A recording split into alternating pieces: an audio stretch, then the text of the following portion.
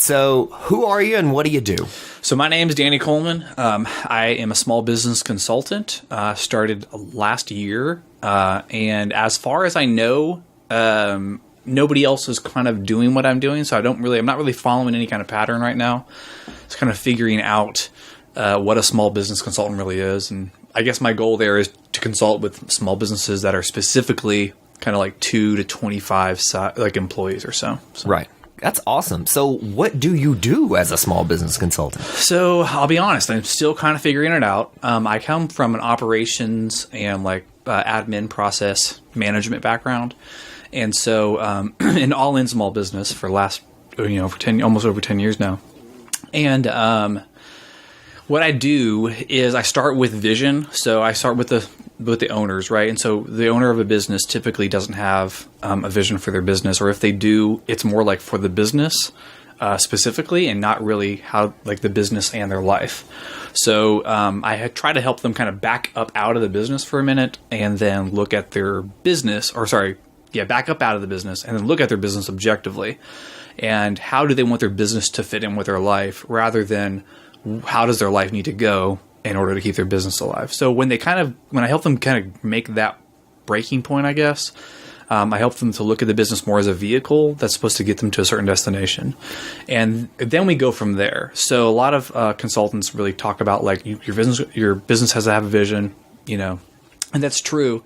But I find that when it's a small business especially, what really matters is that the owner knows where they want the business to take themselves first. So I start there. And then after vision, after we figure out, okay, so you want to be out of your business in 5 years, or you want to be only doing, XYZ activities in your business in 5 years. Okay, cool. So then we go from vision, and then the next is operations development. So operations is, all right, so what are the different positions that need to exist in your business in order to support the what you're trying to do with it. So we start with what's essential, because a lot of businesses, it's easy to just you keep on adding extra. So we start with what's essential, and kind of define those positions. And then I introduced an org chart. Most small businesses don't use org charts because it seems very corporate. And I don't. What is an org chart? Well, so an org chart is really just a hierarchy, if you will. But I don't like to think of it as a hierarchy. I like to think of it more as like a communication map. It's who are you accountable to, who are you managing, and who talks to who for what reason. Because small businesses, you wear a lot of different hats. Of course, yeah. One person might be the hiring person, and they're also like the inventory person, and they're also the owner, maybe, and so once we look at the structure that needs to exist, like what positions need to exist in your business, then we look at usually what they've already got going on, and we try to figure out how do we kind of move things around to match up with this new structure. So the org chart really kind of just helps to illustrate like visually, like I said, who needs to be talking to who, and who needs to be like managing who. And then once that's clear and they can agree with it, because that's a big part of it too, is like when I come into a business, there's usually a lot of baggage or maybe drama or stuff like that. And so, they have to kind of make sure they don't miss certain people that maybe have been with the team for a long time or whatever. So we kind of get that sorted out, and it usually goes really well. Most people, kind of when they're presented with a plan, they actually feel better about it. Because when there's no plan, there's a lot of guesswork involved. We're like, what am I responsible for? What am I supposed to be doing? So that's, operations basically, kind of in a nutshell, to wrap that up, is like what positions need to exist in your business to support that vision that we figured out earlier. And then after that, it's personnel. So on the people on your team, were they hired with intention? And that's what I see most of the time is not the case with small businesses. It's like, hey, Jaynes been working for you for 5 years. And she's really faithful, and she always does what she needs to do. And so you're like, okay, cool, let's make you a manager, because then we need to expand a little bit. And Jane may not actually want to manage people at all. She may hate that. And so we kind of figure out what is someone's natural talent, and then does that match up with the seat in your business that you need them to be sitting in? So it's who are the people on your boat, and then are they rowing in the right direction? And so that's personnel. And so then, and I'm kind of skimming over these two. And then after personnel, I work with them on tools. So a lot of those are like a CRM, customer relationship management. Most small businesses are using Excel spreadsheets, to kind of track like sales leads or maybe accounts that they're trying to secure and things like that. And there's plenty of really great free and cheap CRMs that are out there that can very visually kind of track like, okay, I made contact with this person. What's the next thing I need to do? I need to call them, and then I need to email them, and then I need to try to get a meeting with them, stuff like that. So CRM, for instance, project management is another one.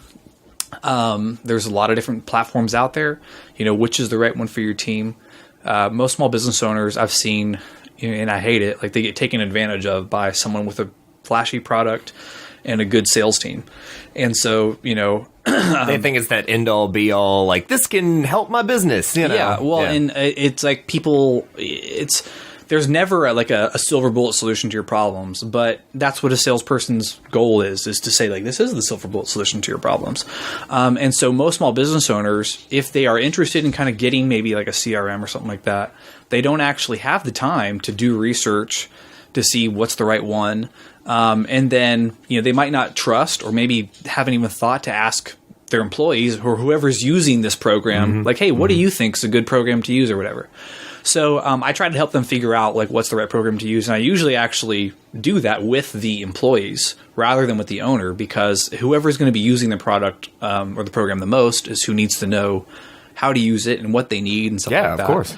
And getting people to adopt technology, especially again in small business, is very, very difficult because you have a lot of different age ranges and you've got a lot of different tech savviness ranges, and there's also limited time, to learn how to use something new like that.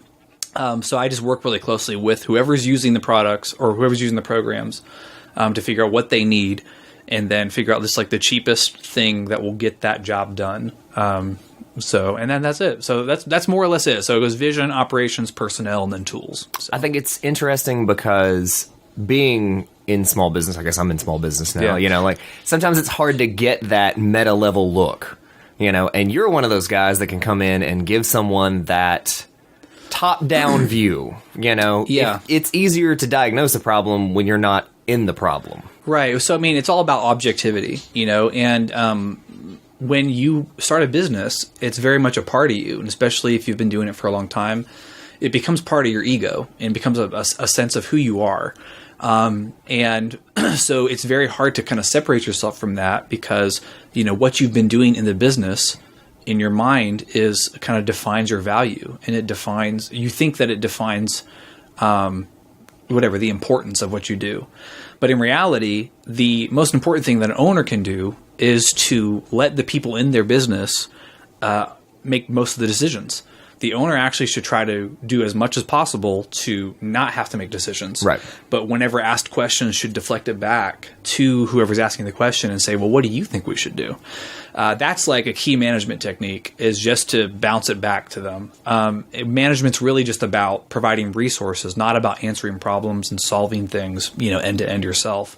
And that's what most small business owners are doing. So instead of, looking at it objectively, what they're doing is they're like, man, every problem that happens, I have to solve. Again, and it comes back to that's what they think that they're supposed to. It's what their ego tells. It's just their personality, I guess, if you will. Also, too, a small business is like a small business owner's piece of art.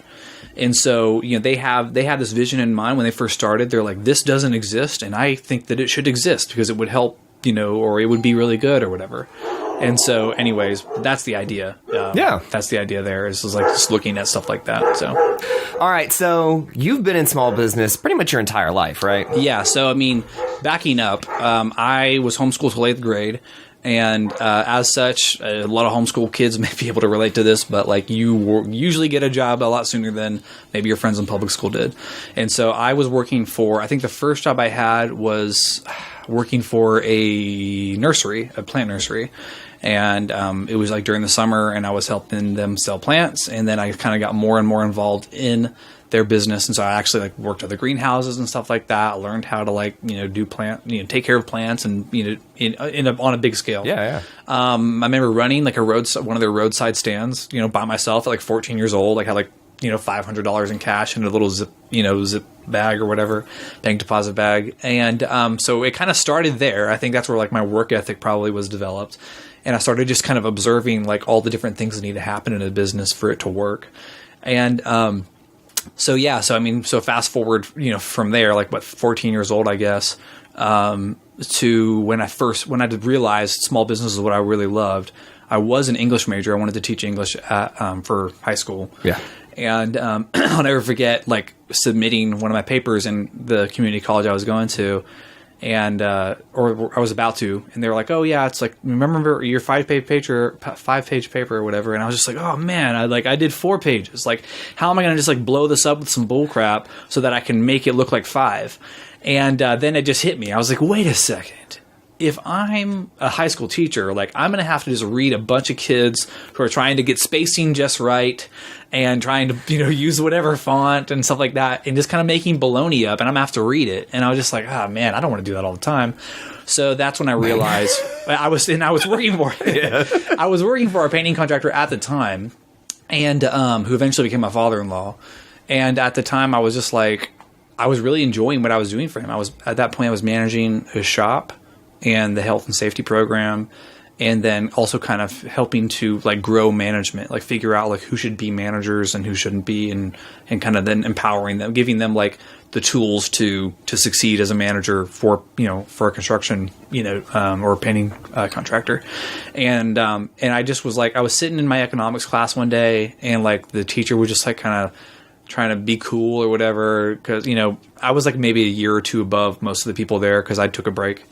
And I was just like, man, this is just boring. This is I wasn't getting to what I wanted. Yeah. And so I was just I'm learning more in what I'm doing for the small business.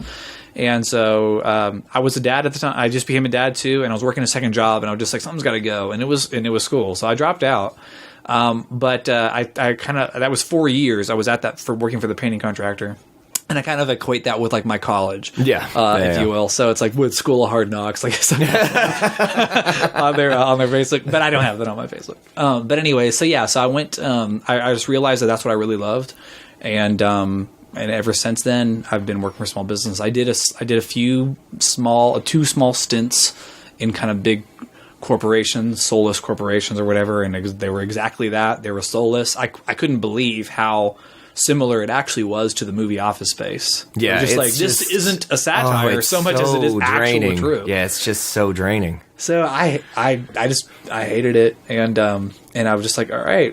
I kind of just decided that I was going to commit myself to small business. I was going to either work for a small business or, that was it. I just wanted to. I liked small teams. You can affect change more, and you can kind of see all the pieces. That probably was a big part of it is for me too, is I could see all the pieces kind of working together, and that I felt like a lot. You had that unique experience, that unique experience and perspective. You could actually take a look at it from the place that you're coming from now, right. Where you're helping people. And it was I don't know, it was just, I used to play a lot of real-time strategy games when I was a kid. And puzzle games and stuff like that, and where you'd have to kind of you have to do this and change that and set this up and kind of get everything all working. And then when it all worked right, you're just And I kind of got that same feeling just with small business. And so in 2014, I started working for a real estate development team.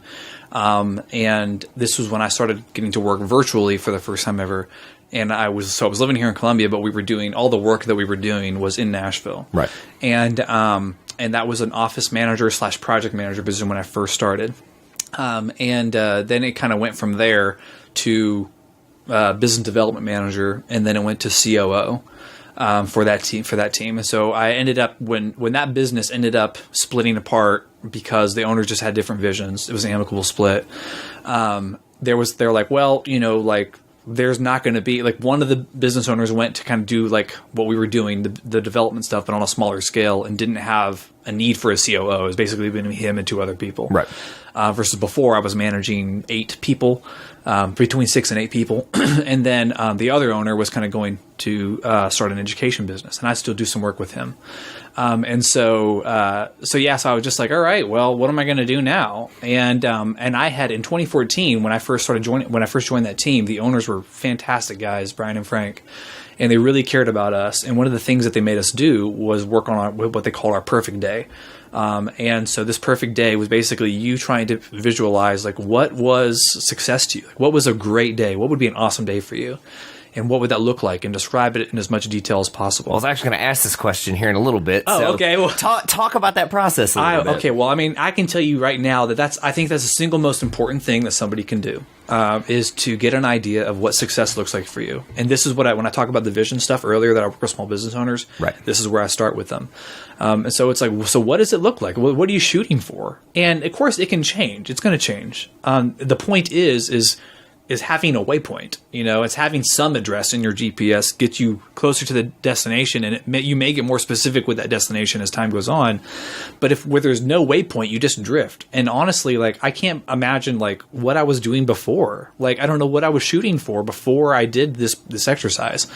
And so once I did this exercise, one of the things that was part of it, my perfect day, was was what I was doing for work. And at that time, what I would be in this perfect day, what I'd be doing for work is I'd be consulting with multiple small businesses, because I realized as I would work for businesses for a long period of time, that I would just kind of eventually get bored of some of the problems that I was solving. And I kind of feel myself just kind of solving the same problems over and over again, or maybe, hitting a ceiling with the owners and ultimately not being able to make certain decisions that I was very convicted about, needed to happen or not happen. Right. And so in this perfect day, I was working with multiple small businesses, because that allowed me to take the things that I know, the common denominator solutions that I know, and apply them to lots of different varying issues and different industries and whatnot. And and then that was it. So when this kind of the split happened, and I had to decide what I wanted to move on to next, I was just at the time I was consulting with Muletown Coffee at the time. And kind of just as a hobby, sort of, they knew that I was passionate about it, and they needed some help with getting some more, some organization in their business, and so it was kind of mutually just a good thing. And so I was kind of doing that on the side, and then so when the business split, my 9 to 5, if you will. It's not really a 9 to 5, but 9 to 5, if you will, split. Never understood that, right? Yeah, it's starts at 8. Well, that's that. when you're that's. It's is 9 to 5. When's the lunch break? I was who's not getting a lunch break, man? But anyway, so when that went away, I was already, like I said, I was doing the consulting with Muletown, and I was loving that. And it was just like I said, it was more or less a hobby at that point. I was doing it on the side, and I was just I think I can take this, further out. I think there's more here. And specifically, I wanted to work with Columbia, because I've been here since 2012. I've been visiting since 2008 when my parents moved here, and I just kind of fell in love with just the quaint town, and just the history that's here, and I just thought it was really neat. And then seeing what's going on right now in Columbia, there's a plethora of small businesses. Definitely, yeah. And I think that there's a lot of small businesses with big vision, and that's typically who I work with, is small businesses with big vision, who want to try to really accomplish something great, who usually see the need for improvement or an objective third party to come in and help. And so I was like, all right, let's do this. So that's how I became self-employed. So that was last year. So come May, I think it's May or June. It'll be 1 year self-employed, and it's been fantastic. Congratulations. Thank you very much. Yeah. Mine will be July. Okay. Yeah. 1 year, or how many? 1 year. Cool. All right. Right on. So this almost happened for us at the same time. Pretty much same time. Yeah. Circumstances. So, and I think, I'm trying to remember what your original question, but I think that I answered it right. You did. You did. It was more what does your perfect day look like? If you're describing to someone else. So and the big part of it, for me was the business I was working with multiple small businesses, and so that's twofold. So one, it's it was obvious that I knew what I was talking about back then, because in 2014, I didn't know how this would look, and in my mind, it was way kind of further off. It was in my late 30s, maybe, or early 40s, when I was I knew all the things. And you're established. I had more. Maybe I went back to college and got a degree that says Danny knows things. And then when this opportunity presented itself, so I'm 29 right now, I'll be 30 in August. So last year, when this happened, I was just maybe it's now, and so it is now. So now that's awesome. So, because I always love hearing how other people got to that point. Yeah. Yeah. And so what for me, the biggest challenge has been figuring out what this looks like, because I was talking to a guy he's a banker, a small business loan banker, And he sees a lot of small businesses, obviously. And I was kind of just, he's a very smart guy. And I've just been fleshing out my idea with him every so often. And he's like, when he first met me, he's like, this is basically what you're doing. It's interesting. You're taking like a resume, more or less, and then like shopping that around to people, if you will. And I was like, yeah, that kind of is what it is, I guess. My credentials are experience, like I said, I didn't go to college for it. It's 10 years of working for small businesses and what I've observed and learned over that period of time. And so I kind of, so there's that, my experience. And then I also I've always been interested in the expert space and the freelancer space. That's kind of really blowing up now, where people can work from home and you can take the niche thing, or niche, however people say it. You can take that. Do you know, how do you say it? Niche. Niche. Okay. Yeah. Well, you can take I guess it depends on context, right? Like, I guess, I don't know. Yeah, I don't know how either. you pronounce it. But anyways, that you take that niche thing and you stick a for sale sign in it. And you're like, who needs this specific thing, this specific kind of help?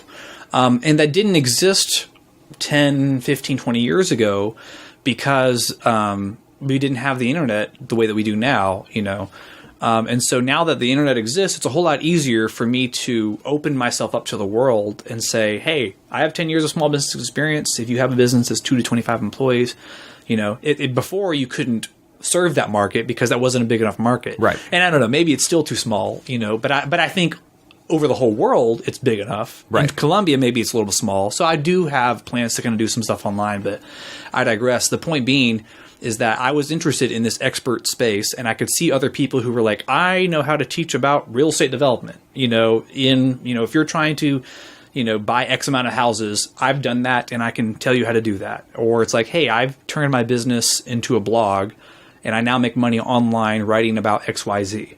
And so I'm just like, I'm seeing all these people doing these little niche things, right, and having success with it. And so I was like, well, I think that there's a need for that kind of specific help, but in a very practical, like boots on the ground sort of way for small businesses, because small business owners usually aren't taking a lot of time to like look on the internet for like who can help me with these things. And, right. and like I said, or if they are, they're looking and it's all more like, I don't know, idea-driven sort of thing, where like there's no practical application for that knowledge. That's exactly it. That's what I saw a lot of theory guys, and there's lots of people who have books out there and stuff like that, and a lot of them really just harp on vision for your business, right? And a lot of them don't talk about, first of all, think about what you want in your life, and then get your business to fit around that. And so, and then also too, practically speaking, like CRMs and different things like that. Like I said, where the rubber meets the road. I didn't see small business consultants really helping people there. I saw, like I said, all they would do was just talk to the owner, just get them fired up, inspired, and stuff like that. And I think there's nothing wrong with that. There is a place for all that. But like I said, I started calling it the micro business because I felt like small business. I kept hearing the small business term, and it was like, oh yeah, that's like, it could be up to like $30 million sometimes. Yeah, it's and they're businesses how does that even work? I wouldn't even consider they're small. I wouldn't even consider them small, really, because there's like a slew of managers, and there's an army of employees, and so for me, I was just like, all right, well, I guess I want to serve the micro business, because small apparently doesn't mean as small as I would think, that group. I guess I wouldn't call them small, of course, if you're going to say this 100 employee business or so is small. So anyways, I guess I'm serving them, the micro business, and that's the need that I saw that needed filled. So what do you see as the greatest challenge for small businesses and small business owners? It could be the same, right? Like, yeah, no, it is. Well, because everything comes from the top, right? Yeah. So if there's lack of clarity from the owner, it goes throughout the whole business, and so and that's so important. That alone, I mean, that's not the biggest problem, but I mean, like, that's really huge. It's just making sure if you don't have clarity, you can never if you don't know where your business is supposed to take you, you can't expect any of your employees to. But anyway, so as far as the biggest issue or the biggest problem that they face. Biggest opportunity, if you will. Well, the biggest opportunity, I would say, would be to hire a number two. So I preach the gospel of visionary and integrators. This dynamic that basically it's a lot older than me. It's a concept that's been around for a long time, but the concept, or the way I learned it through the book Rocket Fuel by Mark Winters and Gino Wickman. And I learned about this dynamic. So visionaries are the people who start businesses. They're the ones who see a need and want to fill it. And they have in their mind exactly what this is supposed to look like. It's a business that's they paint in broad strokes, if you will. They don't really like to be muddled down in the details. That doesn't mean they're not detail oriented. It just means that like working everything out kind of be tiresome or boring to them. And so visionaries start all the businesses. But visionaries typically are not also great at managing and running businesses. And so that's where the integrator comes in. And I could go for a long time on this topic, but I'm going to try to cover it quickly. But the integrator then is someone who is not a big idea person. They want to get on board with somebody else's vision. They like, it's like it resonates. Like, hey, what you're saying there, like, I think you're right. It's not their original idea. They never would have thought of that. But they're like, yeah, you're right. I'm into that. And they want to work out the details, and they want to work on the processes and the systems and managing people and stuff like that. And so basically, just by dividing kind of the owner, the vision holder, and then the day-to-day operations business runner, if you can divide those between two people, then they can both lean into those roles respectively, because those roles pull in opposite directions. And so integrators deal with reality, and visionaries deal with they're not realistic, and that's okay because they're not supposed to. That's how they created. Someone's got to push boundaries, right? Well, that's how they created something that doesn't exist. Yeah. Because that's literally unrealistic. It's something that doesn't exist, unrealistic. Yeah. So I mean, like you have to think outside of what's reality or what's possible to create something that doesn't exist. And so the integrator is very good though with dealing with the here and now. And it's a hell about natural predisposition. And so, for instance, I'm an integrator traditionally, but in my own business, I'm a visionary because I've not seen this being done before. So I'm having to just kind of paint the picture of what I think that this should look like, and I'm figuring it out as I go. And at some point in my life, if I scale this business, then I will need an integrator to run the day-to-day operations of my business. So that's the biggest thing. If you could at least hire an integrator for your business, you can see huge changes in just the time commitment that you have to your business, the ability to spend more time doing what you like, which is the reason you started that business usually, because you like to do certain things. You're like, what if I could do those things all the time? Yeah. Well, then eventually you realize that businesses come along with a lot of other stuff like managing people and hiring people and figuring out pricing and marketing. And so there's all kinds of things that you might not have been interested in doing, but now have to because of the business. But I don't know if I wrapped that up or not, but that's the biggest thing that you could do if you can do that.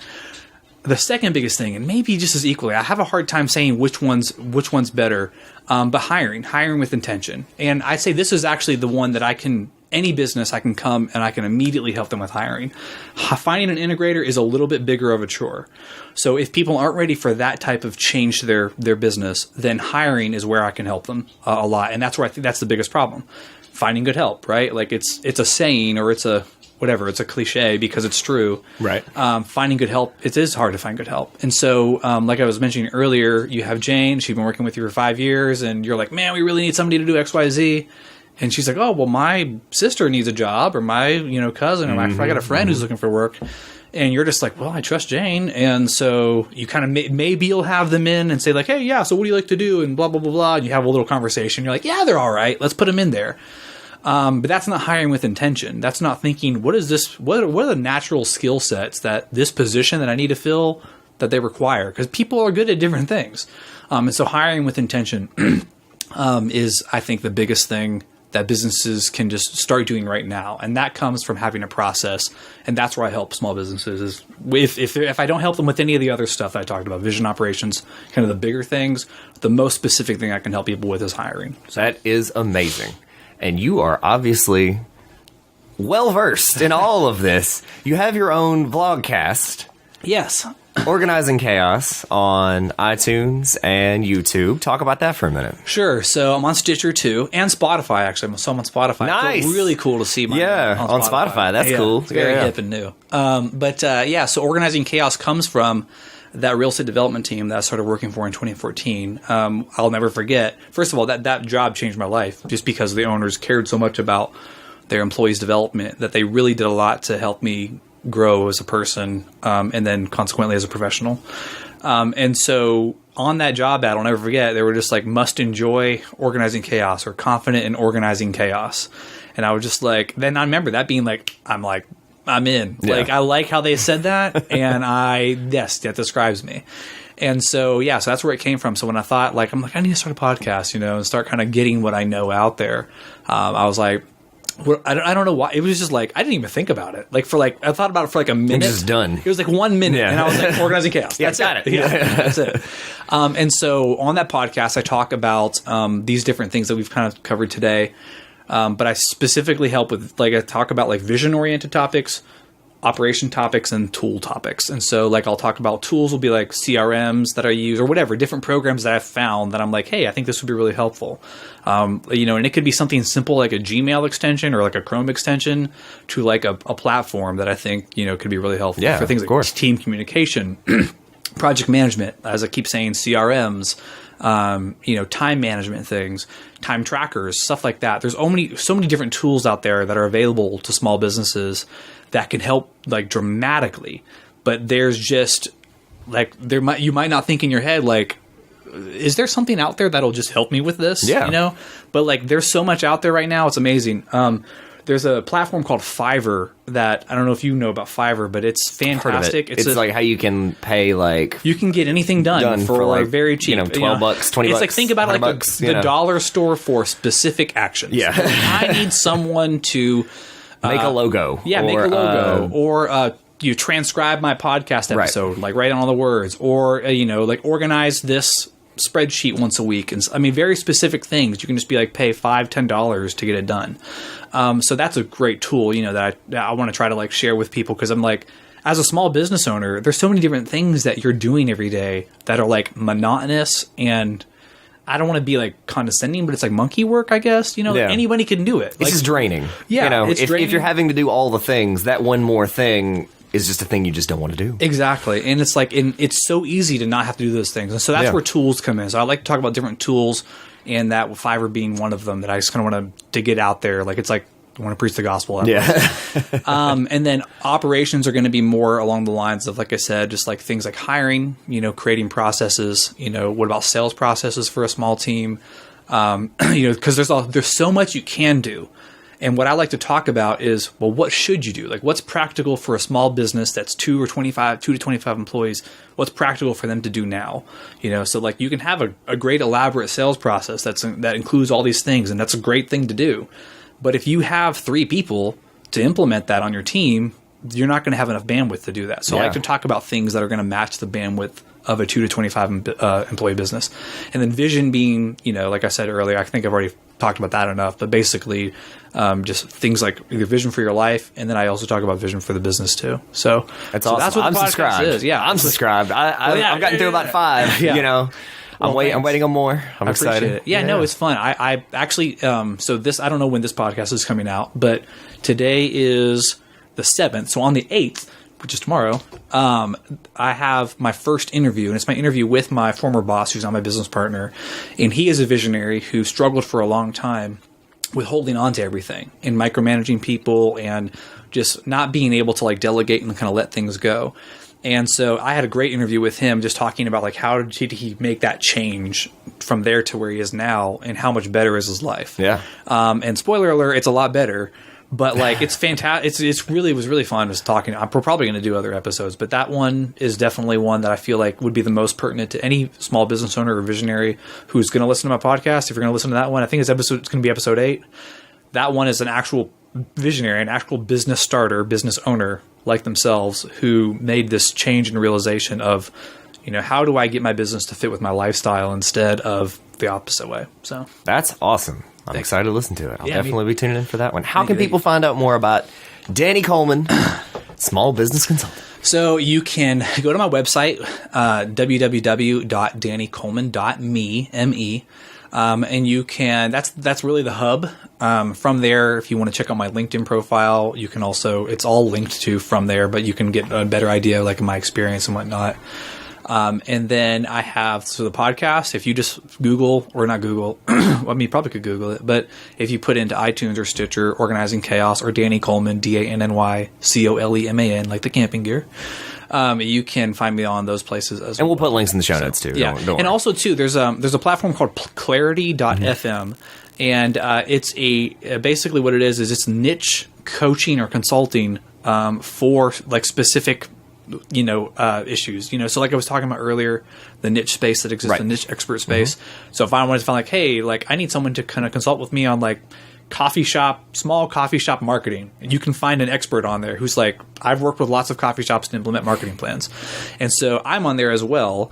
And it's like by the minute, so consulting. So I have a couple of different clients on there who regularly schedule calls with me. So that's another great place too. If you're interested in working with me, That's awesome. I'm on Clarity.fm, and you can schedule a call with me there. That is awesome. I did not know about Clarity. Oh, it's super great. I mean, I've used it plenty of times myself. Yeah. And then I was just like, I guess I should be on here too. Yeah. Why not submit, right? Yeah, exactly. All right, so 2 more questions and we'll wrap this up. First one, do you have any recommended reads for anybody out there? What should people be reading right now? So, my whole business philosophy is based on 2 books, more or less. I mean, this is the ones I recommend the most. Rocket Fuel, which I mentioned earlier, explains the visionary integrator dynamic and concept, and then the E-Myth, Revisited. And the E-Myth is a really popular one. A lot of people have read that book, but that one talks a lot more about this kind of how to break down your business into the positions that need to exist and how to build your business in a way that you could franchise it, even if you're not going to franchise it. And the idea that they explore in that book, it has to do with, basically just kind of, if you build your business like a franchise, it will run the way you want to and run consistently. And so that's a great book. And the way it's written is fantastic. It's literally the author talking to a small business owner. It's a lady who owns a pie shop.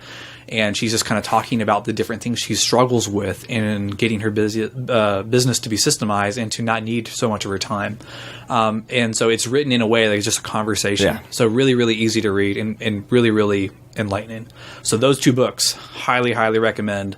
And again, if you read those books and you're like, these suck, then you will not want to work with me or listen to anything I have to say, because it's very much based on those 2 books. So, all right, any parting words for the solopreneurs and small business owners out there?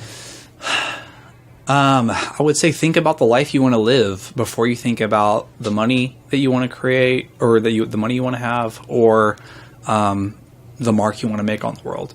Think about what you want your life to be like. I was actually, so when I looked at my W-2s, I got my 1099s and W-2s and all that stuff in from last year, which of course half of it I was salaried, the other half was working, my beginning of my business, freelance stuff.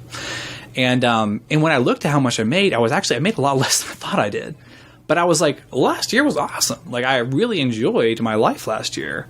And so I was like, it was just kind of like a boom. Like I thought that I made in my head, I was like, I probably made around this. And then I'm like, oh, wow, I made a bit less than that. And I just still... And it was still okay. It was a great year. Yeah, I got everything. And in fact, I did a lot more last year than I ever have done before as far as taking action on a lot of stuff I've been kind of kicking down the can, procrastinating on. And so I would say, if you think about the lifestyle you want to live first, then I think everything else falls into place after that. I'll never forget sitting in my hammock working. And it was right after the business split, and I was like, how am I going to make this work, without having to go back to a normal job or normal working hours? And I was sitting in my hammock and I was just like, I got to make this work. Like, I got to make it so that I can never, I always have this option of working in my hammock. And I think that if you can do that, whether you're a solopreneur or you have a business, small business, if you think about what your lifestyle looks like first and you stick with that, everything else will fall into place. As cliche as that might sound, it's so, so true. So, thank you for this interview, Danny. Totally. Thanks for having me on, Ross. Not a problem. Thanks. All right.